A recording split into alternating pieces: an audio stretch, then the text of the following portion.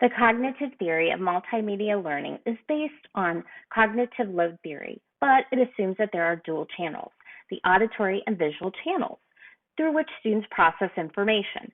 There are several principles which support the cognitive theory of multimedia learning. The first one is the redundancy principle.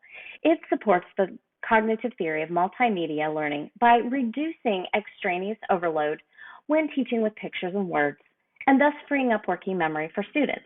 It does this by ensuring that if students are shown pictures in a lesson, as well as being given an auditory message, the same message is not also shown on the screen as text. In this non-exemplar, the teacher is teaching a third grade class about bears and honey and shows the image of a bear and honey on the screen. The teacher says to their students, "Bears enjoy eating honey." If that exact same text is typed on the screen, then that would be redundant. What would happen is the students will process the image of the bear and the honey through the visual channel. At the same time, they'll be processing the message, the audio message the teacher is saying, "Bears enjoy eating honey," through their auditory channel. But if those same words are also on the screen, the students will be attempting to process the on-screen text through their visual channel at the same time, and this will result in extraneous overload for most students.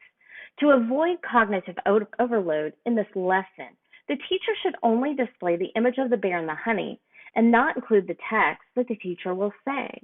That way, when the teacher tells the students, "Bears enjoy eating honey," the students are only processing the image of the bear and the honey through the visual channel, while at the same time processing the words that the teacher is saying through the auditory channel, thus freeing up working memory to be able to process and then integrate the information without extraneous overload. When students are given visual cues to focus on keywords or phrases in a lesson, this enables them to tune out extraneous details and focus on the most essential elements of the lesson. This is called the signaling principle. In this phonics lesson, the teacher is asking students to decode the word miss. The teacher uses yellow highlighting to signal to students to say the sound in the word miss. Without the highlighting, it would be much less likely that the students would be able to say the sound correctly when prompted by the teacher. It also helps the students to tune out the other words already on the screen, such as blending, words, etc., and focus in on what they need to focus on in that moment, which is the sound. The final principle that we're going to talk about today is the spatial contiguity principle. It supports the cognitive theory of multimedia learning because the students are looking at pictures as well as text. So when students are asked to look at a picture and text describing parts of the picture, the text should be located in very close proximity to the associated image, thus reducing extraneous processing. When the text is in a different location, such as with a key, this requires students to hold the image in working memory long enough to locate and select the corresponding text, hold that in working memory long enough to process and integrate the two together. Then the student has to do that for each image. This has the potential to cause extraneous processing for students. In this non-exemplar of the spatial contiguity principle, first grade students are asked to learn the parts of a flower. They see the image of the flower with a letter denoting each of the parts.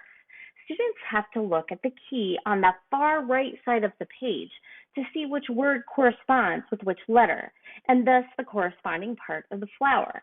They must first select the letter and the corresponding flower part, holding both in working memory. Then they have to scan the page to select the word that corresponds to the letter, and then connect the letter with the corresponding word.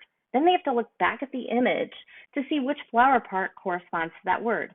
This results in extraneous processing for students.